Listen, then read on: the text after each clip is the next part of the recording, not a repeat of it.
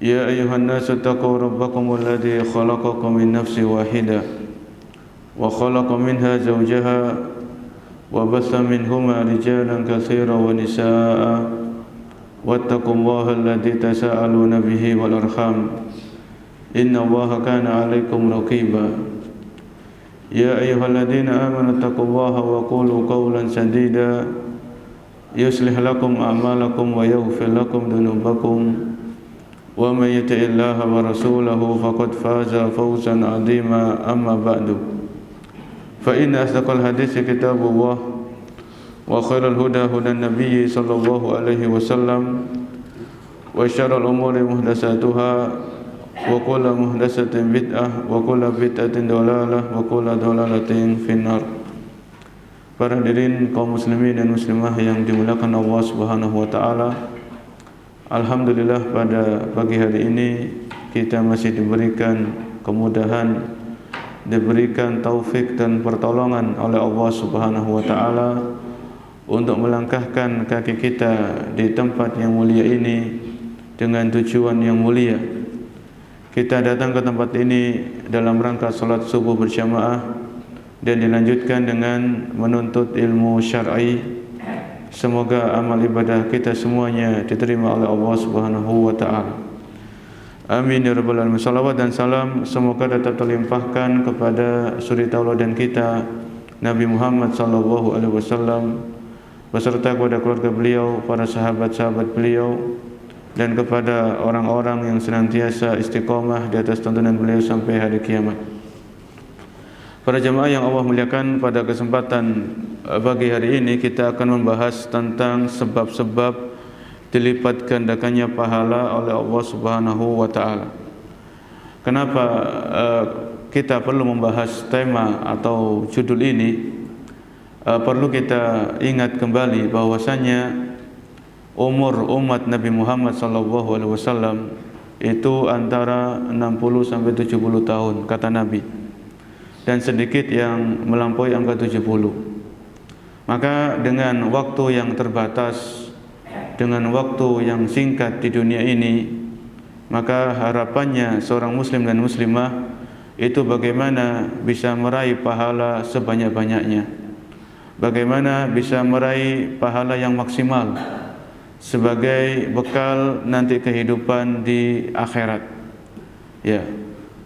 Maka dalam hal ini, pembahasan ini kami ambil dari sebuah buku, yaitu berjudul Tajridul Ittiba fi Bayani Asbabi Tafadulil A'mal, yaitu mengikuti petunjuk Nabi SAW dalam perbandingan sebuah amalan, apakah pahalanya lebih besar atau lebih sedikit. Buku ini ditulis oleh Profesor Dr. Ibrahim bin Amir Ar-Ruhaili, semoga Allah menjaga beliau. Di sini beliau menyebutkan beberapa poin, ya, bagaimana kita bisa memanfaatkan umur yang terbatas ini dengan pahala yang semaksimal mungkin. Karena di sana ada amalan-amalan yang memang di situ Allah sediakan pahala yang melimpah, pahala yang berlipat-lipat sesuai dengan faktor yang ada di belakangnya. Yang pertama, dalam hal ini kata Syekh Ibrahim Ar-Ruhaili di halaman 34 dari buku ini, amalan itu akan dilipat gandakan oleh Allah Subhanahu wa taala, yaitu apabila amalan itu adalah amalan yang wajib. Ya.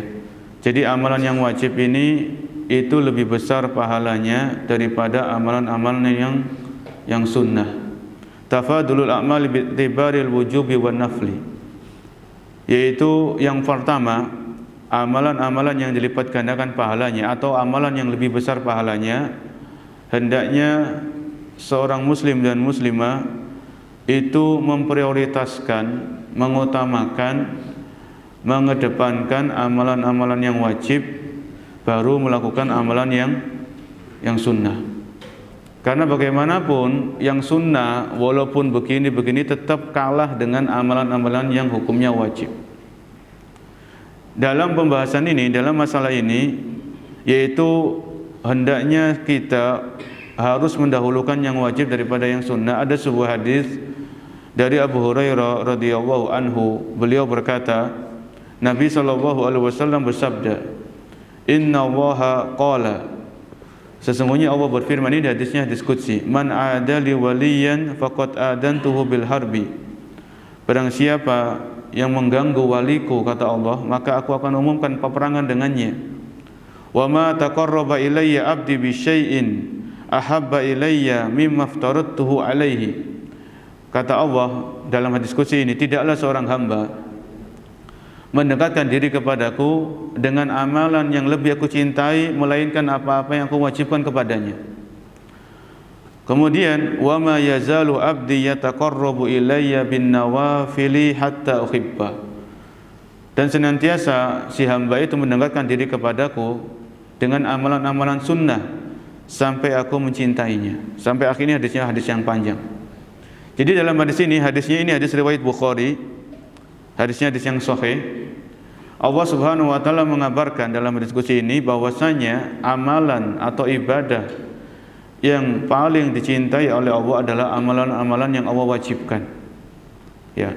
Jadi setelah yang wajib-wajib ini beres, dilaksanakan, maka seorang hamba ini senantiasa mendekatkan diri kepada Allah dengan amalan-amalan sunnah, amalan-amalan yang dianjurkan, sampai Allah mencintai si hamba tersebut.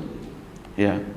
Oleh karenanya kalau ingin mendapatkan pahala yang berlipat ganda, pahala yang maksimal, maka kewajiban kita atau prioritas kita adalah kita mendahulukan amalan-amalan yang wajib, baru amalan-amalan yang sunnah. Jangan keliru. Yang sunnah malah semangat, ya, antusias, kemudian yang wajib malah diremehkan atau disepelekan. Dalam hal ini amalan-amalan yang wajib ini kan banyak, seperti sholat 5 waktu, kemudian berbakti kepada orang tua, kemudian silaturahmi, ini semuanya wajib. Jadi kita bisa mengetahui ini wajib, ini sunnah itu dengan menuntut ilmu, dengan belajar. Kalau kita nggak belajar, kita nggak tahu, oh ini wajib, ini sunnah. Ya, seandainya berbenturan antara yang wajib dengan yang sunnah, maka yang didahulukan adalah yang wajib. Misalnya ada orang itu itikaf. Itikaf ini sunnah. Ketika itikaf orang tuanya nelpon suruh pulang, karena orang tuanya mungkin ada keperluan, suruh pulang, maka pulang. Itikafnya tinggalkan, karena berbakti kepada orang tua hukumnya apa? Hukumnya wajib. Ya, hukumnya wajib. Kemudian misalnya ada orang sholat malam, sholat malamnya luar biasa, masya Allah, panjang, lama. Ya. Kemudian karena kecapean sholat malam, ketiduran, sholat subuhnya ketinggalan, mepet-mepet, baru bangun sholat subuh, itu pun nggak berjamaah. Ini kan keliru para jemaah. Sholat sunnah itu memang pahalanya besar, apalagi lama, panjang, tapi tetap sunnah. Sedangkan sholat subuh itu wajib bagi laki-laki berjamaah di masjid, di musola, itu fardu ain juga. Maka jangan salah dalam meletakkan skala prioritas, mana yang harus didahulukan, mana yang bisa ditunda atau yang demikian misalnya. Kemudian amalan yang wajib ini, kata Syekh Ibrahim hafizahullah taala, amalan yang wajib ini kan terbagi menjadi 2 macam. Ya, kita sepakat amalan yang wajibnya harus diutamakan daripada yang sunnah. Dan kita mengetahui ini wajib, ini sunnah itu dengan belajar, bukan dengan hawa nafsu, bukan dengan akal, tapi dengan belajar. Kemudian amalan yang wajib ini, ada amalan yang wajib itu fardu ain, ada yang fardu kifayah. Ada fardu ain, ada fardu kifayah. Ini kan sudah kita ketahui bersama. Ya. Seandainya benturan antara fardu kifayah dengan fardu ain, mana yang didahulukan? Ya fardu ain, kan begitu. Fardu ain. Karena ini yang Allah perintahkan kepada kita, Allah yang tuntut kepada kita, fardu ain. Misalnya, wallahu alam, ini misal ini terjadi atau tidak. Misalnya ada orang itu dia belum sholat duhur, waktunya mepet mau asar, belum, mungkin ketiduran, lupa. Akhirnya dia sholat, mampir ke masjid mau sholat. Wah, di masjid itu ada sholat jenazah. Ada sholat apa? Jenazah. Sholat jenazah pahalanya kan besar itu. Sholat jenazah pahalanya berapa? 1 qirot. 1 qirot seperti gunung yang besar kayak gunung Uhud gitu. 1 qirot. Nah, orang ini kan belum sholat duhur, tapi dia juga perlu sholat jenazah karena pahalanya besar. Mana yang didahulukan? Sholat duhurnya dulu, kan waktunya mau habis.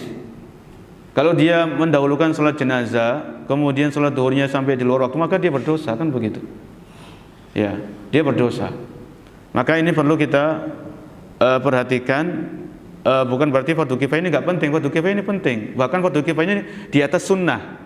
Ya, di atas ibadah-ibadah sunnah ini fardu kifayah, kayak sholat jenazah, mengurusi jenazah, azan ini fardu kifayah.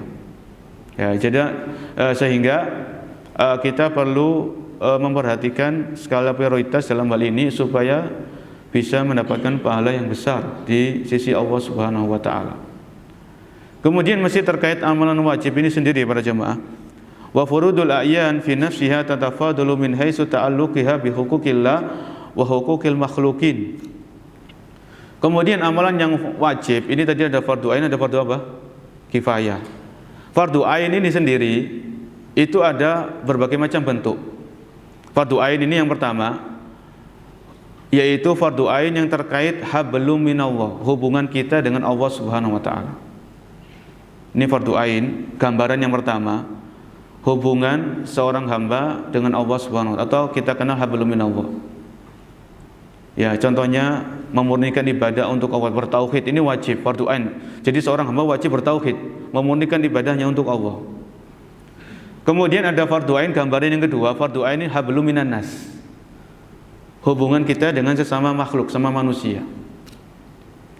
Kalau bertentangan ini, misalnya tabrakan ini, hablum minan nas dengan hablum minallah, yang didahulukan hablum minallah.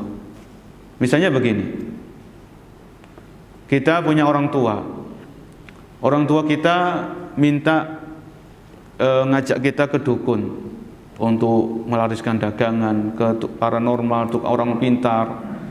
Di satu sisi kita wajib berbakti kepada orang tua, kan begitu. Tapi di sisi lain ini orang tua kita memerintahkan, mengajak, di situ ada unsur apa? Kemaksiatan, unsur kesyirikan. Dan kesyirikan ini dosa besar yang paling besar.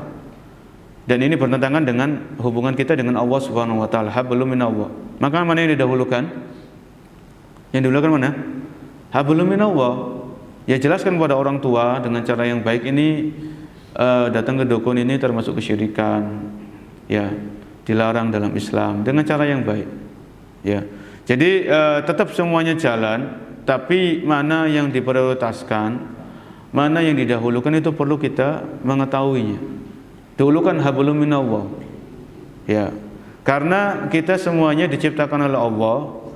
Kita makan dari rezekinya Allah, kita tinggal di buminya Allah, dan cepat atau lambat kita akan kembali kepada Allah Subhanahu wa taala. Maka ini yang kita dahulukan. Kita kerja di sebuah perusahaan A, perusahaan B. Di perusahaan itu kita nggak boleh memelihara jenggot dan sebagainya.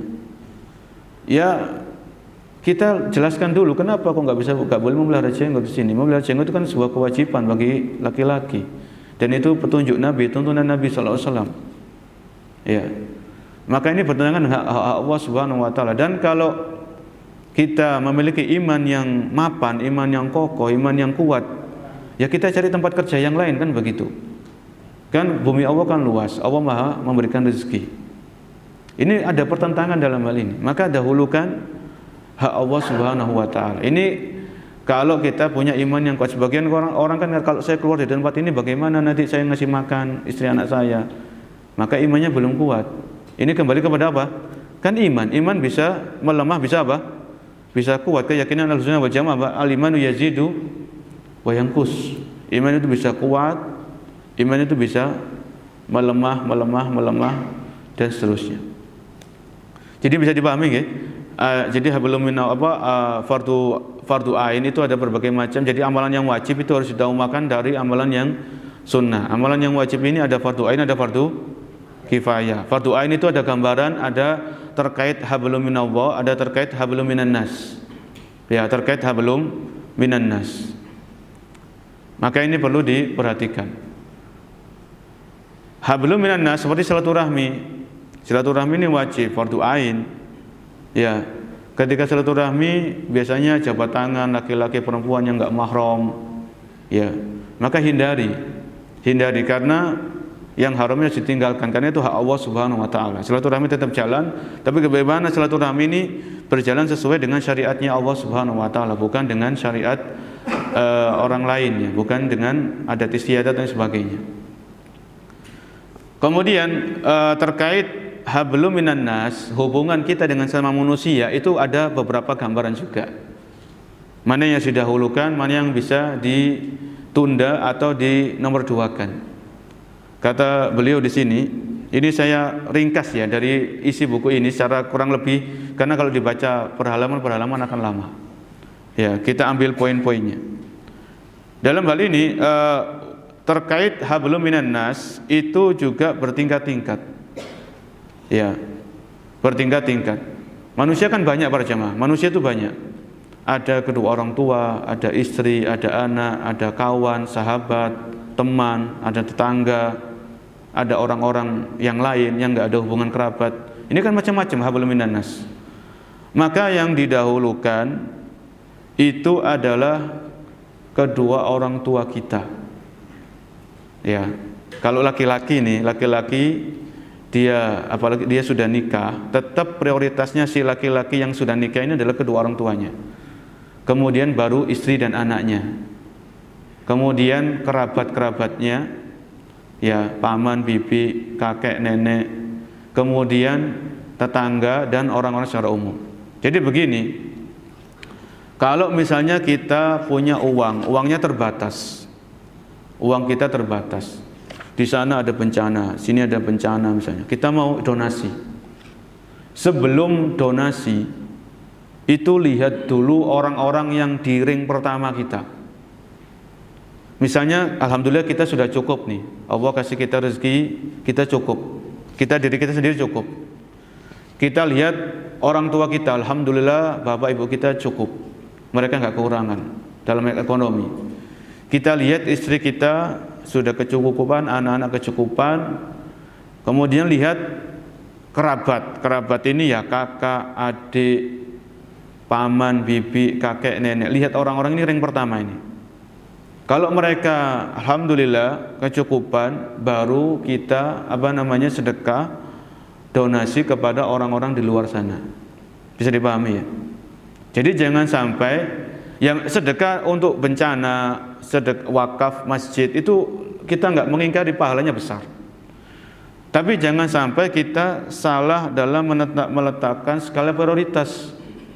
Kita rajin berinfak untuk orang-orang di luar sana yang nggak ada hubungan kekerabatan, nggak ada hubungan darah dengan kita, sedangkan kerabat kita sendiri itu masih kesulitan dalam hidupnya, masih sulit ekonominya.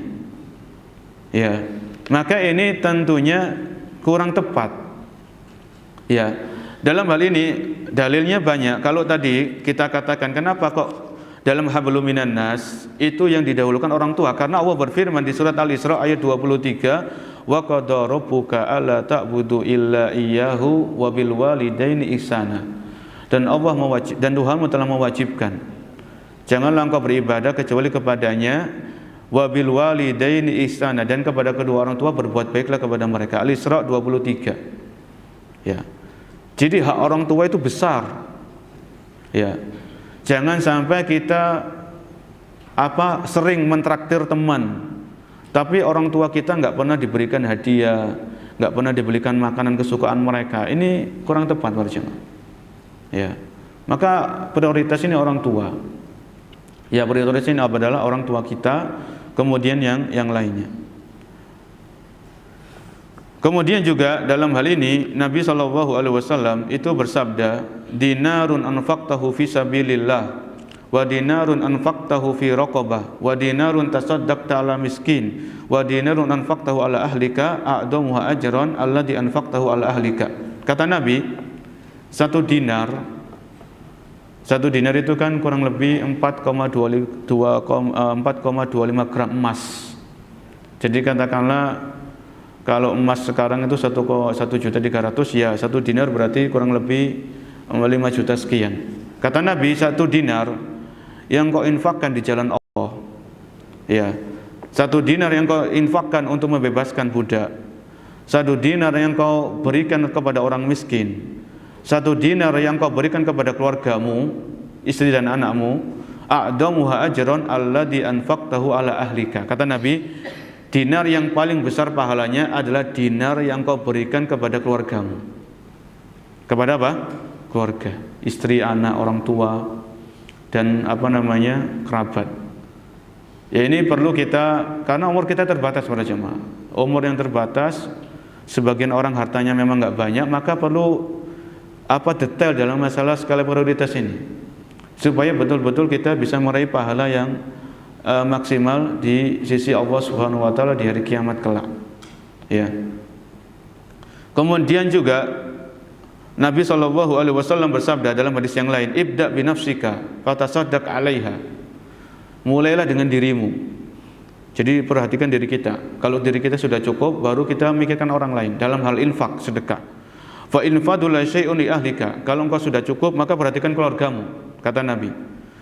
Fa in fadula an ahlika syai'un falidalika falidi qarabatika. Ya.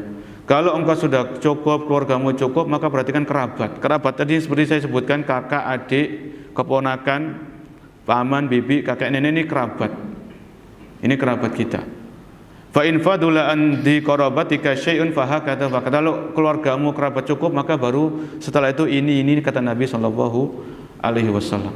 Ya, ini perlu kita perhatikan dalam masalah skala prioritas. Ini masih terkait amalan yang wajib didahulukan daripada amalan yang sunnah.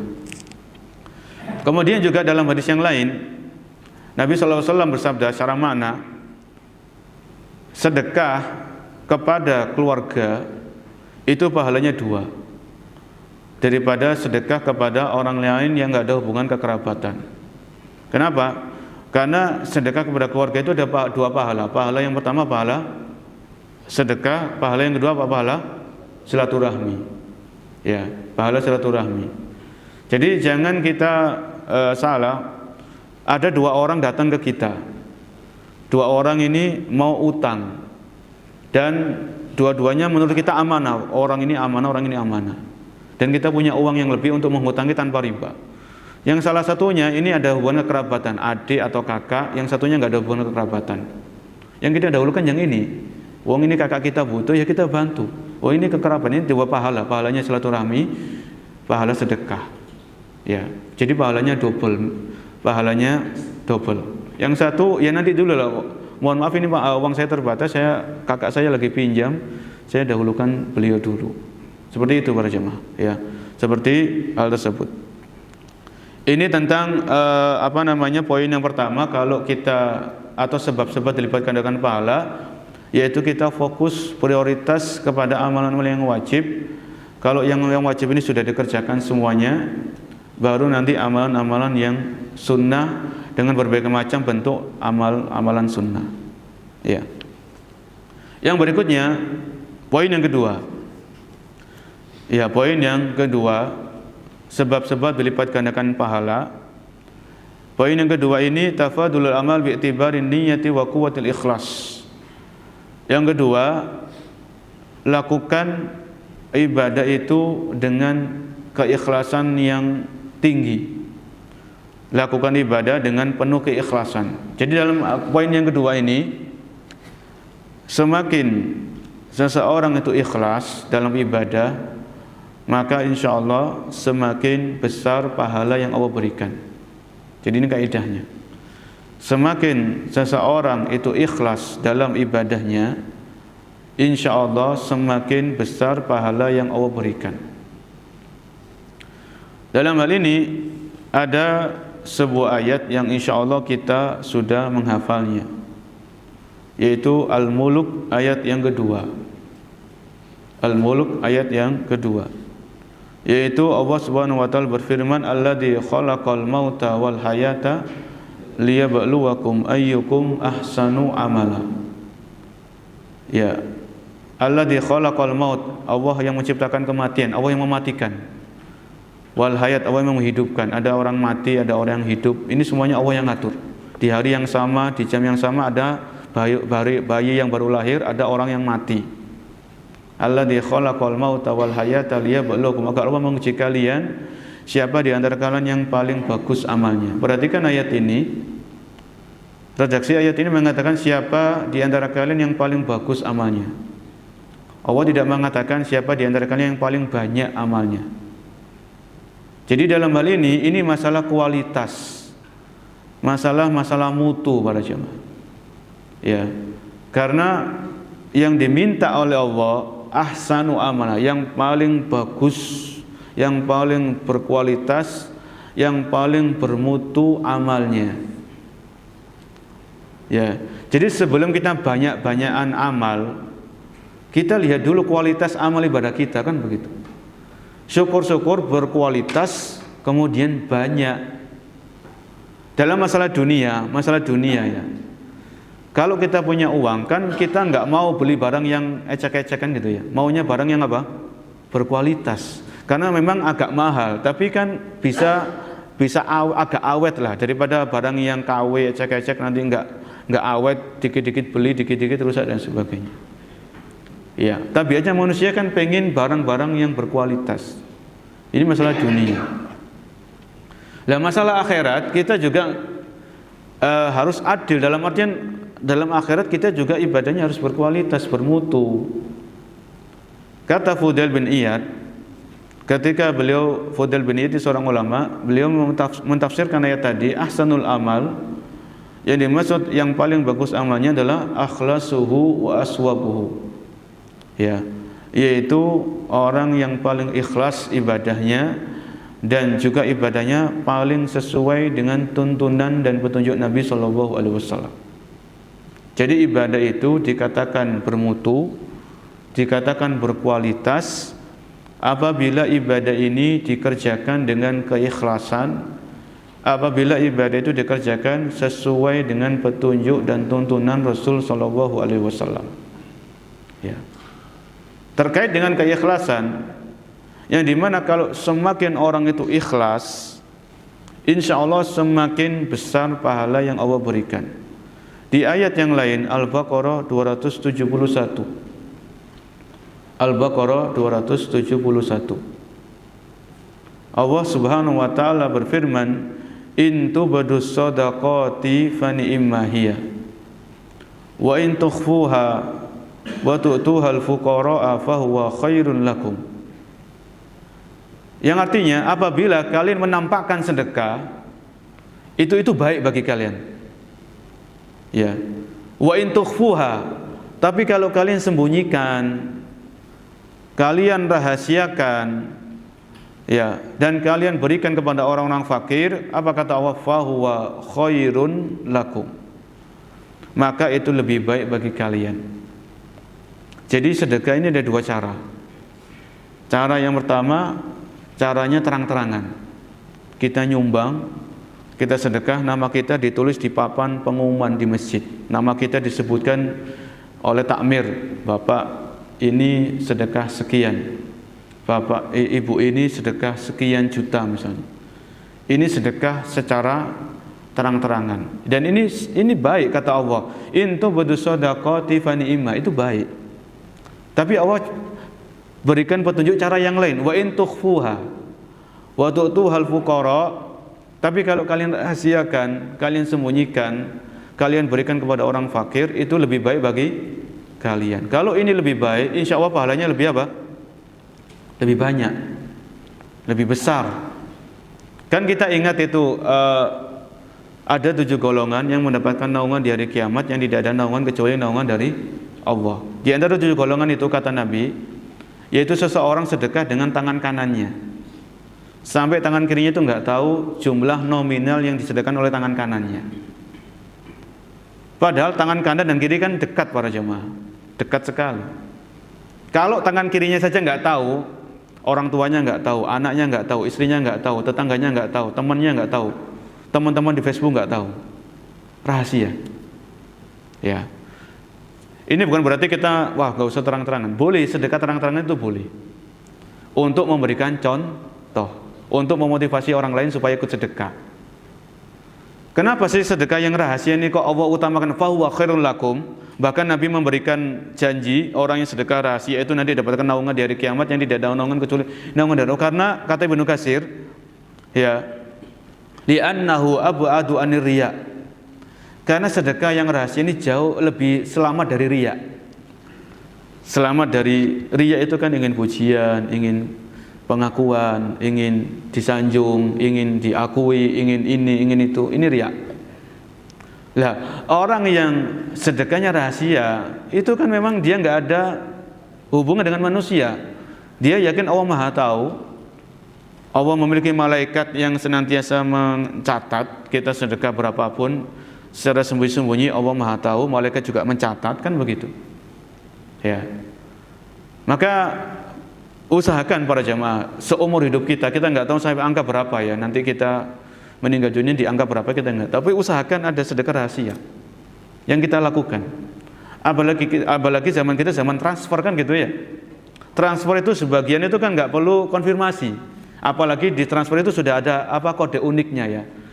Misalnya sedekah ini untuk kode unik ini. Kalau sudah kode unik itu sudah nggak perlu konfirmasi. Itu lebih menjaga rahasia dari sedekah yang kita lakukan.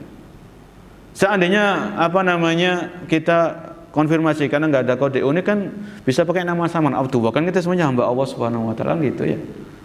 Jadi usahakan rahasia.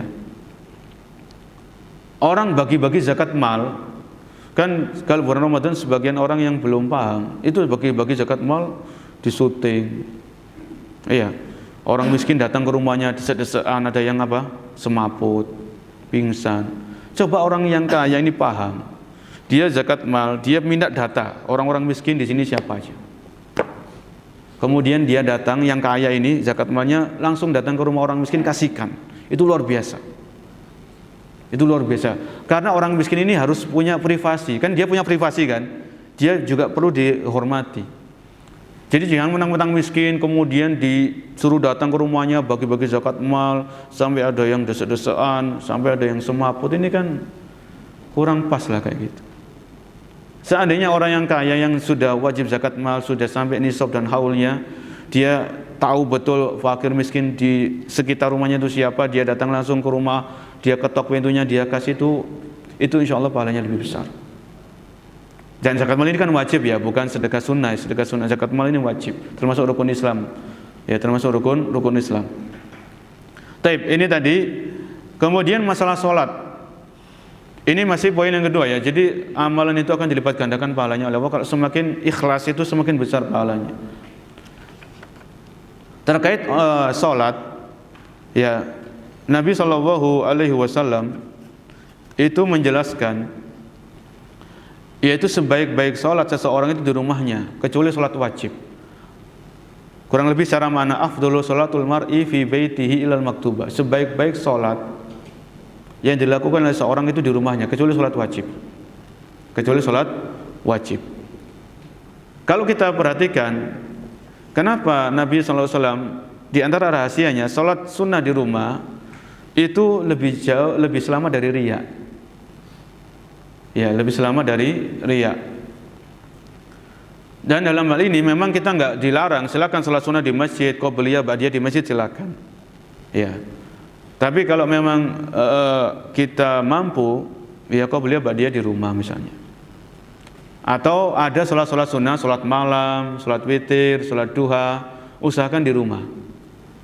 Ya, itu lebih baik, insya Allah lebih besar pahalanya di rumah. Yang pertama itu lebih selamat dari riya. Yang kedua, supaya rumah kita nggak seperti kuburan. Ya, Nabi SAW pernah bersabda, la taj'alu buyutakum maqabir. Janganlah kalian menjadikan rumah-rumah kalian seperti kuburan. Maksudnya rumah itu kayak kuburan kalau nggak pernah dibuat sholat sunnah. Bagi yang laki-laki, kalau laki-laki sholat wajibnya kan di masjid. Rumah itu kayak kuburan kalau nggak pernah diperdengarkan murotal, penghuninya nggak pernah ngaji, itu kayak kuburan. Ya. Jadi manfaat yang pertama, sholat sunnah di rumah itu lebih selamat dari riya. Walaupun kita nggak bisa menuduh sholat sunnah di masjid itu pasti riya, tidak. Riya atau tidak itu urusan hati. Kita nggak tahu orang ini riya atau tidak. Ya. Jadi yang pertama, manfaat sholat sunnah di rumah itu yang pertama lebih selamat dari riya. Yang kedua, rumah kita nggak seperti kuburan. Yang ketiga, mengajarkan kepada anak-anak kita, oh ternyata bapakku itu nggak hanya rajin sholat di masjid, tapi di rumah dia juga sholat. Oh ternyata mbahku ini, kakekku ini, dia juga hanya rajin sholat di masjid, tapi di rumah dia juga sholat. Ya, dia juga sholat. Ini ngajarkan, ini ngasih suri tauladan kepada anak kita, kepada cucu kita, kepada keponakan dan sebagainya. Ini manfaatnya seperti itu, Bro. Ya, manfaatnya seperti itu. Jadi ini tadi terkait yang kedua, ya, amalan itu akan besar pahalanya, dilipat gandakan, tergantung dengan kuat tidaknya keikhlasan hati seseorang dalam mengerjakan ibadah tadi. Dan kalau kita perhatikan, di dalam Islam itu memang ada ibadah-ibadah yang harus tampak, kelihatan, nggak bisa disembunyikan. Ada ibadah-ibadah yang masih bisa disembunyikan, kan begitu. Ibadah yang memang harus tampak, kita sholat berjamaah kan pasti kelihatan sama orang, nggak mungkin sholat jamaah delik-delik, kan nggak mungkin, sembunyi-sembunyi, ya enggak. Kita datang ke taklim itu memang harus kelihatan. Namun di sana ada ibadah-ibadah yang masih bisa dirahasiakan, seperti di sedekah, sholat sunnah, baca Al-Quran misalnya, puasa sunnah. Ya, jadi kalau kita puasa sunnah nggak usah cerita-cerita, kan begitu ya. Kecuali kalau kita mau ngasih motivasi. Orang puasa sunnah kan rahasia itu kan, rahasia.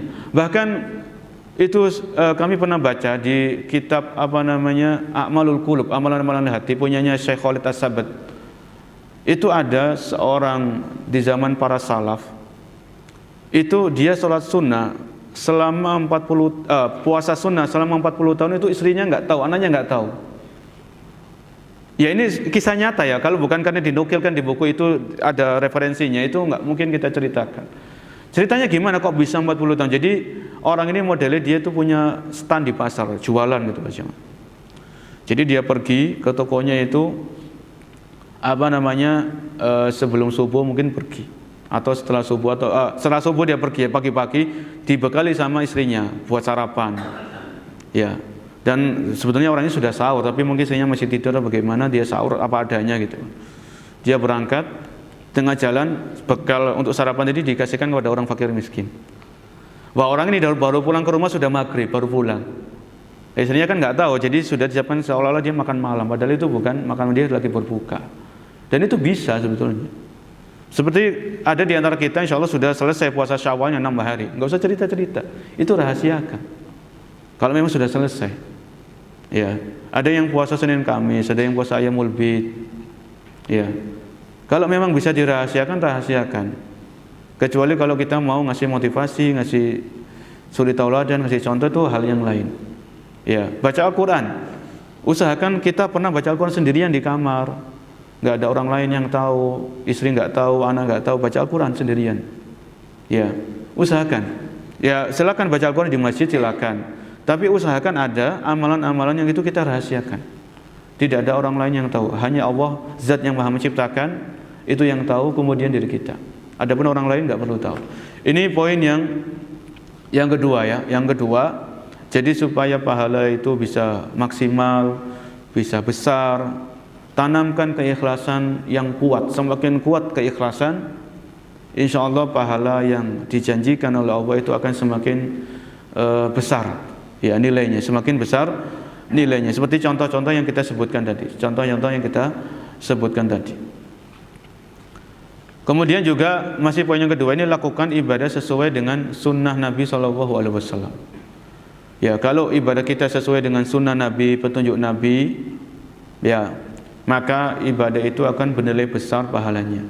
Karena Allah Subhanahu wa taala berfirman, laqad kana lakum fi Rasulillahi uswatun hasanah. Sungguh telah ada pada diri Nabi alaihi salatu wasallam itu suri tauladan yang baik. Ya. Jadi umur kita terbatas, jangan melakukan ibadah yang enggak ada contohnya. Itu sia-sia. Sia-sia, enggak bernilai pahala. Yang mau umroh, pelajari bagaimana umrohnya Nabi. Yang mau haji, ini kan musim-musim haji.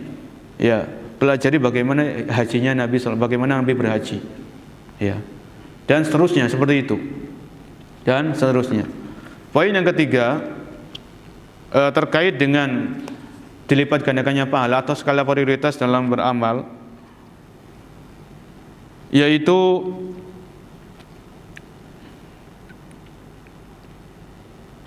lakukan amalan secara kontinu. Lakukan amalan secara, ini poin yang ketiga ya. Lakukan amalan secara continue. Semakin orang itu continue dalam beramal, berkesinambungan, maka insya Allah kan pahalanya juga semakin apa? Besar. Pahalanya semakin apa?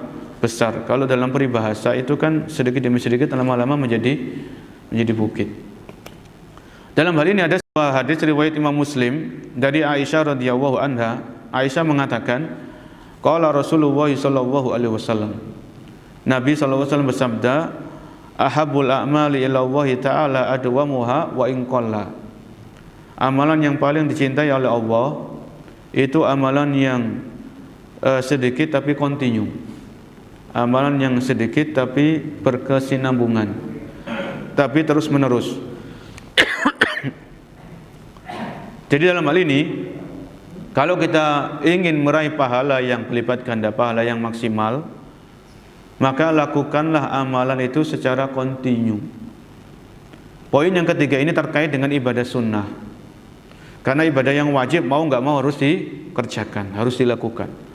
Adapun amalan-amalan sunnah ini, kalau amalan sunnah itu banyak. Sholat sunnah itu banyak varian-variannya. Puasa-puasa sunnah itu banyak varian-variannya. Maka kira-kira kita lihat, kalau kita mau amalan sunnah itu mana kira-kira yang bisa kita lakukan secara kontinu. Secara apa? Kontinu. Puasa sunnah ada puasa Daud.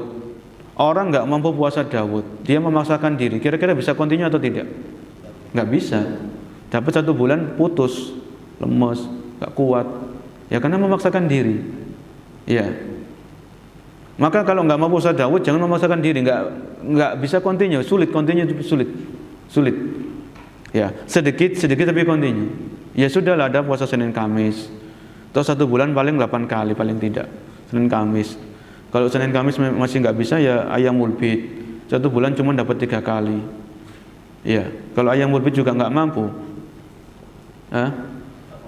nggak usah puasa sunnah. Ya enggak. Kan 6 hari di bulan Syawal kan cuma 6 hari, setahun cuma 6 hari toh. Puasa Syawal kan 6 hari tapi cuma setahun sekali kan. Kalau selesai Syawal sudah nggak ada puasa Syawal lagi, sebentar lagi Syawal sudah mau habis.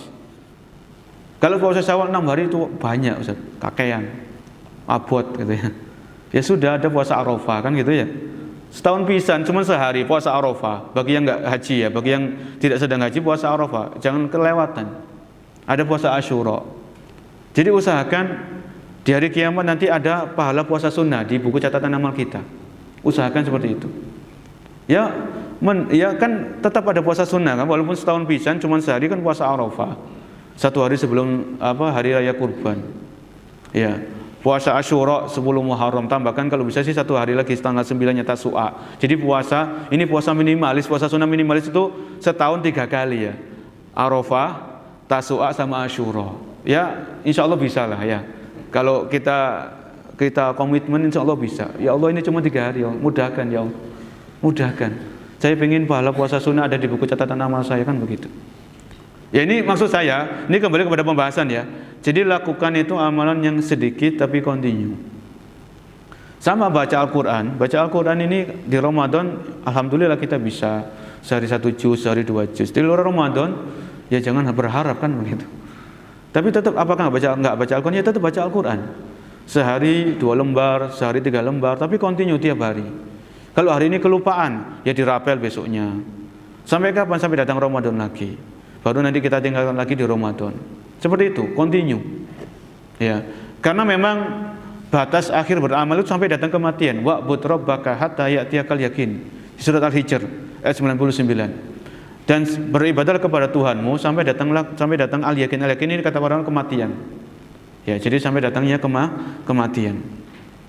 Ini di surah Al-Hijr ayat 99. Ya. Kemudian sedekah di Ramadan kita jor-joran sedekahnya, ngasih buka puasa, ini itu. Ya di luar Ramadan jangan berhenti sedekah, itu tetap sedekah lah. Ya, sesuai kemampuan. Yang penting apa? Continue. Yang penting berkesinambungan. Ya. Jadi ada nominal yang kita jaga. Misalnya sebulan sekali 500.000. Mungkin tiap Jumatan kita 100.000, tiap Jumatan 100.000, sesuai kemampuan. Tapi kalau ada rezeki ya lebihkan, kan begitu ya. Masa ada rezeki lebih kemudian ya tetap 100.000, ya kan enggak. Lebihkan. Kalau ada rezeki lebih, ada rezeki tiba-tiba misalnya, lebihkan. Ya, tapi ada nominal yang kita jaga, nominal yang kita yang kita langgengkan. Sebulan seminggu sekali 100.000 atau sebulan sekali sesuai kemampuan masing-masing. Ya, sholat sunnah juga sama. Kita lihat sholat sunnah yang bisa kita continue apa. Misalnya kalau di Ramadan kan 11 rakaat itu kan mudah karena bareng-bareng tarawih jamaah kan enak. Di luar Ramadan kan susah. Apakah nggak sholat malam? Ya tetap sholat malam. Misalnya 2 rakaat ya tahajud, salam, baru bangun lagi 1 rakaat witir, tiap hari gitu sampai datang Ramadan lagi. Kalau pas lagi semangatnya kan namanya iman kan yazid wa yanqus.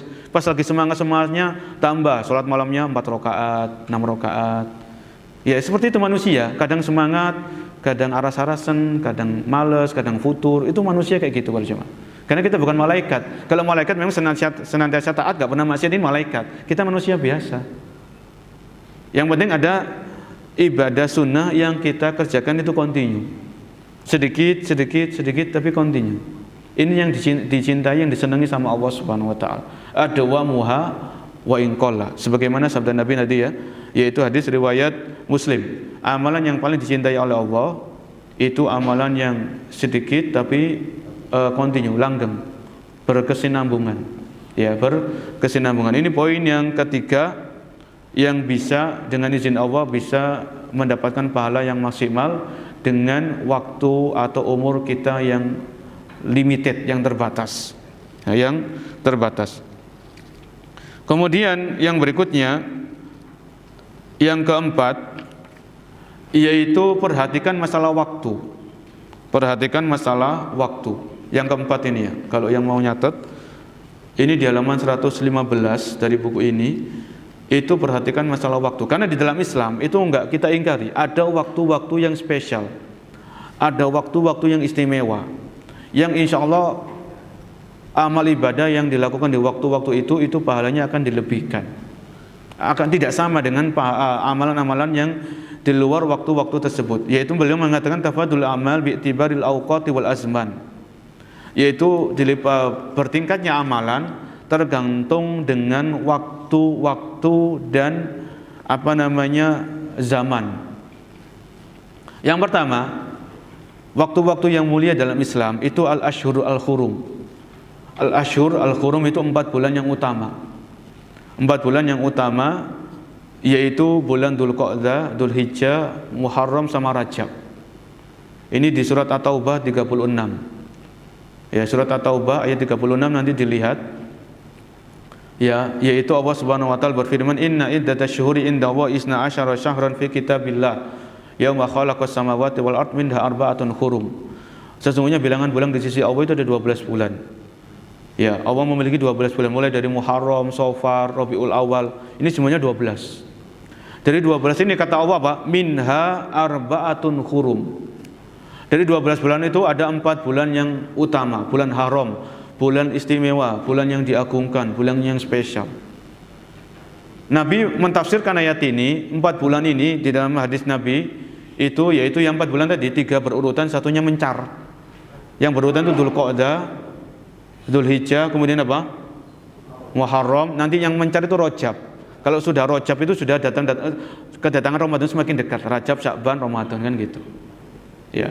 Nah, sebentar lagi ini kita masuk ini Dzulqa'dah ini. Jadi Dzulqa'dah, Dzulhijjah, Al-Muharram. Ini 3 bulan, 90 hari kurang lebih. Ya, usahakan nanti di bulan-bulan tersebut Dzulqa'dah, Dzulhijjah, Muharram ini ada peningkatan ibadah. Kita habis Ramadan mungkin agak menurun di bulan Syawal. Agak menurun. Ya. Nanti agak meningkat lagi di 3 bulan ini, Dzulqa'dah, Dzulhijjah. Dzulqa'dah ini bulan ke-11, Dzulhijjah bulan ke-12, Muharram bulan pertama. Ini 3 berurutan. 3 berurutan. Jadi sedekahnya ditingkatkan lagi, bacaan Al-Qur'annya ditingkatkan lagi di 3 bulan ini. Karena kata Ibnu Abbas, kalau nanti antum lihat tafsir Ibnu Katsir, perkataan Ibnu Abbas tentang tafsir ayat ini 36 dari At-Taubah, itu beliau mengatakan dan amal soleh di bulan-bulan itu dilipat gandakan, dilebihkan pahalanya. Kata Ibnu Abbas. Ya. Ini menunjukkan tentang masalah waktu, bahwasanya beribadah di waktu-waktu tertentu itu pahalanya dibesarkan sama Allah Subhanahu wa taala.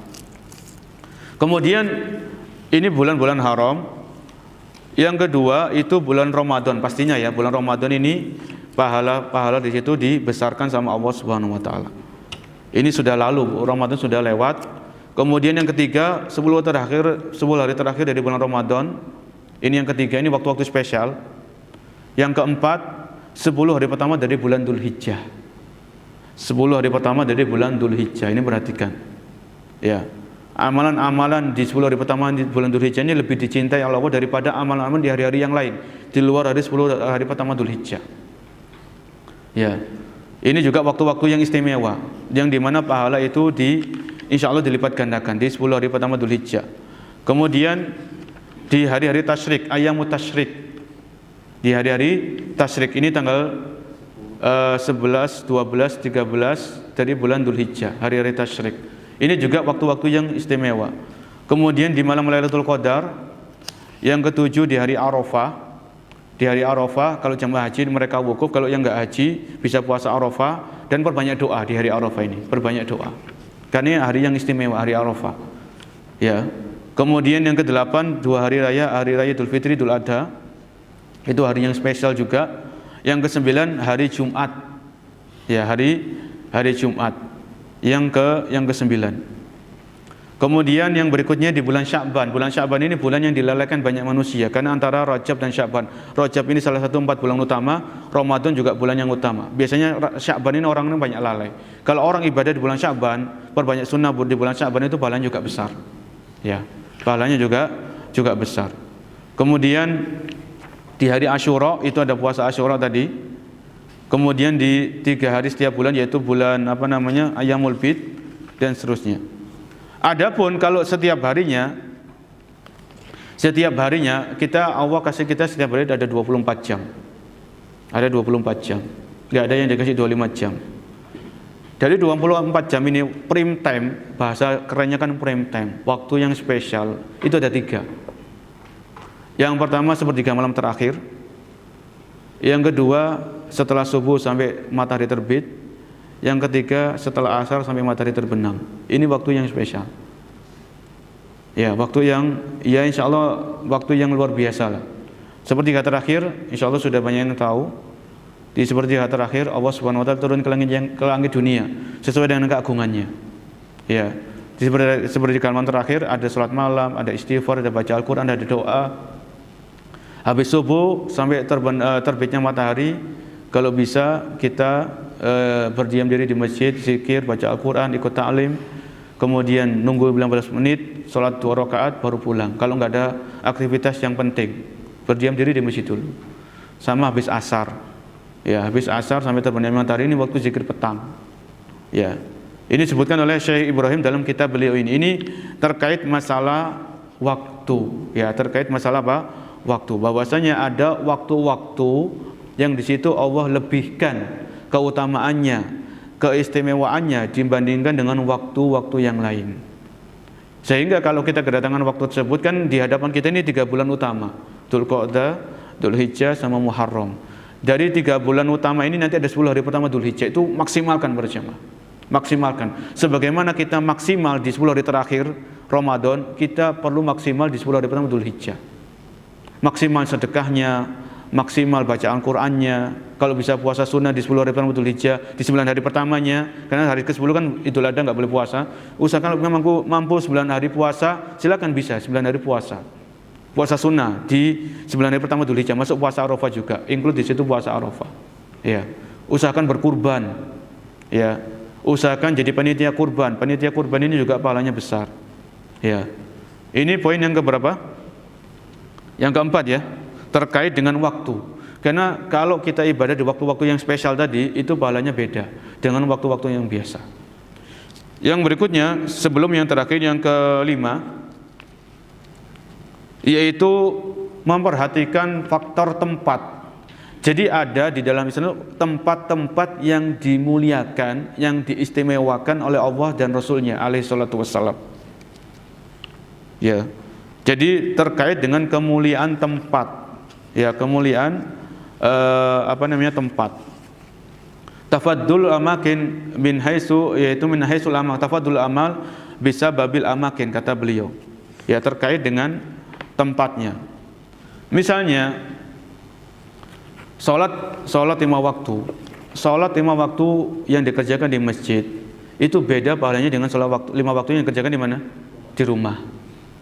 Jadi orang yang berakal, sehat, yang laki-laki nih, kalau dia mau pahala yang besar, lakukan sholat berjamaah di masjid, karena masjid ini tempat yang Allah istimewakan, yang Allah muliakan. Nabi SAW bersabda, ahabul a'mali ilallahi ahabul biladi ilallahi masajiduha wa abghadul biladi ilallahi aswaquha atau kama qala. Tempat yang paling dicintai oleh Allah di muka bumi itu masjid-masjidnya, dan tempat yang paling dibenci oleh Allah di muka bumi ini pasar-pasarnya. Ya. Jadi masjid ini tempat yang dicintai oleh Allah Subhanahu wa taala. Oleh karenanya bagi laki-laki itu usahakan 5 waktu itu di masjid. Karena pahalanya 27 kali lipat, ada di dalam beberapa lain 25 kali lipat. Itu di masjid, bukan di rumah. Dan Nabi kita Muhammad SAW itu sholat 5 waktunya selalu di masjid bersama para sahabat, beliau jadi imam. Beliau nggak pernah sholat 5 waktu di rumah kecuali kalau sakit, ya, sakit yang berat di akhir-akhir hayat beliau alaihi salatu wassalam. Beliau istrinya banyak. Seandainya beliau sholat di rumah itu bisa sampai istrinya. Ya, istrinya jadi makmum, beliau jadi imam. Tapi enggak. Yang riwayat-riwayat yang ada itu beliau sholatnya selalu di masjid alaihi salatu wassalam. Ya. Kemudian masalah tempat ini insyaallah kita sudah tahu di Masjidil Haram, Masjid Nabawi, kemudian apa? Masjidil Aqsa, Masjid Quba. Masjid Quba yang keempat, ranking keempat di kota Madinah.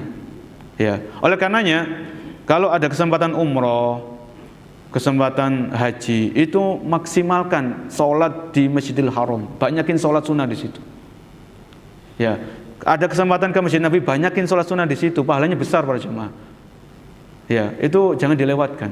Jangan yang dipikir belonjoannya atau oleh-oleh ini piye. Oleh-oleh itu diampel banyak tuh. Gak usah khawatir. Iya, maksimalkan sholat di sana. Kalau ada rezeki ke Masjidil Aqsa, sholat sana. Ya, di Masjid Quba pas umroh, usahakan ziarah ke Masjid Quba, sholat 2 rakaat di situ, pahalanya seperti pahala umroh. Ya, ini memang Allah muliakan, ini Allah pilih tempat-tempat ini tadi. Yang kelima ya seluruh masjid. Jadi Masjidil Haram, Masjid Nabawi, Masjidil Aqsa, Masjid Quba. Yang kelima ya semua masjid. Semua masjid di muka bumi ini itu Allah muliakan. Ya, Allah istimewakan.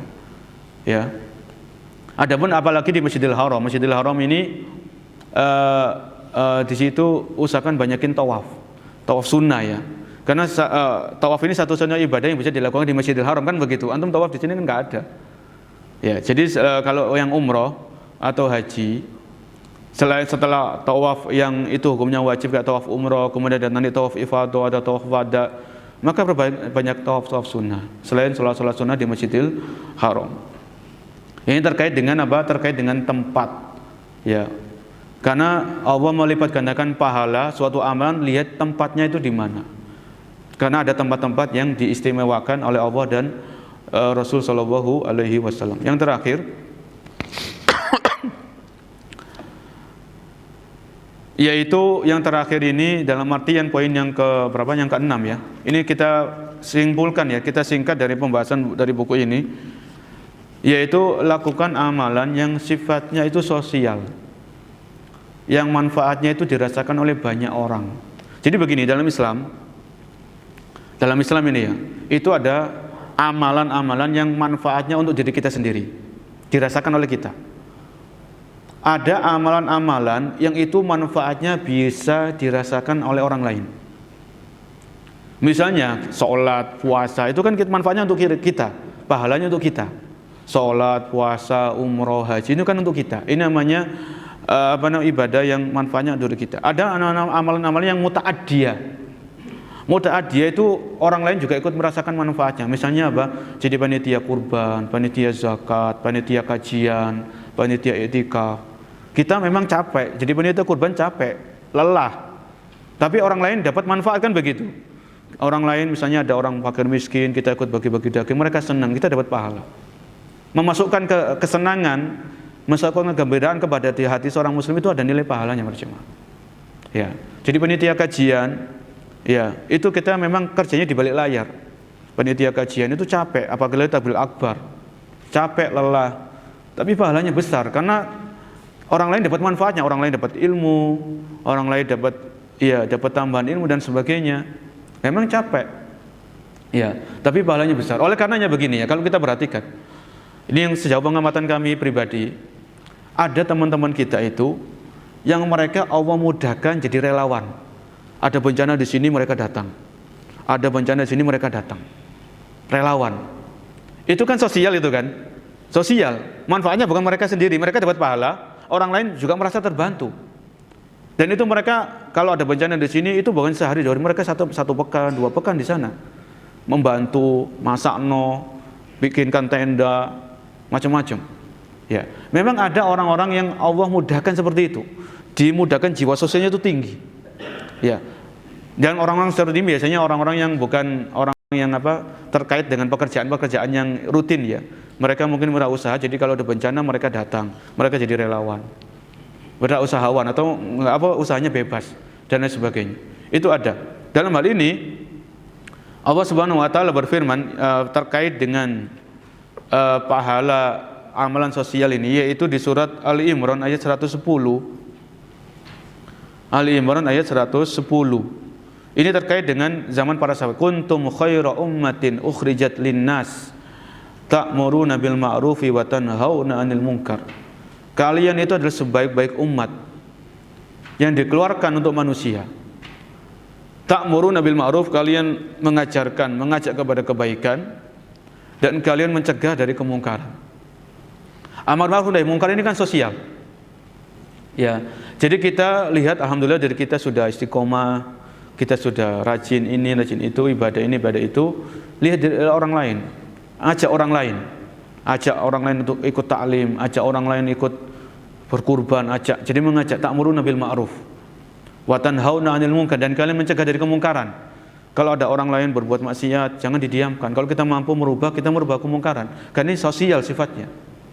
Ya, itu juga pahalanya besar. Karena orang Islam itu enggak egois. Yang penting saya soleh, yang penting saya ini, enggak peduli orang lain. Tidak, para jemaah. Amar ma'ruf nahi munkar ini penting. Ya sesuai dengan kaidah-kaidahnya. Karena amar ma'ruf nahi munkar ada kaidah-kaidahnya. Enggak bisa sembarangan. Ya, tidak bisa sembarangan. Kemudian ada juga sebuah hadis yang insyaallah mungkin kita pernah baca atau pernah mendengarnya. Kurang lebih maknanya, li an amshiya ma'akhi fi hajatin ahabba ilayya min an a'tiqifa fi hadzal masjid syahran. Nabi pernah bersabda alaihi salatu wasallam, sesungguhnya aku berjalan bersama saudaraku untuk menunaikan kebutuhannya, menunaikan hajatnya, itu lebih aku cintai, kata Nabi, daripada i'tikaf di masjid ini selama 1 bulan, di Masjid Nabawi. Wah, i'tikaf di Masjid Nabawi kan luar biasa pahalanya tuh. Masjid Nabawi bukan masjid biasa. Tapi Nabi sendiri mengatakan, sesungguhnya aku berjalan bersama saudaraku, aku tunaikan kebutuhannya, aku penuhi hajatnya, itu lebih aku cintai daripada i'tikaf di masjid ini, kata Nabi, selama 1 bulan. Ini kan sosial. Jadi misalnya ada orang butuh ini, kita tolong pesankan saya tiket, saya nggak bisa pesan tiket pakai online. Kita usahakan, kita pesankan sampai selesai dapat tiket. Kita kalau orang itu nggak paham tentang transfer, kita kita bantu transfer dan sebagainya. Ini kita berjalan bersama saudara kita untuk memenuhi 1 kebutuhannya, 2 kebutuhannya. Itu pahalanya nggak kalah dengan i'tikaf di mana? Di Masjid Nabawi selama 1 bulan, bukan 1 hari 2 hari, 1 pekan, tapi 1 bulan. 1 bulan. Siapa yang mampu i'tikaf 1 bulan?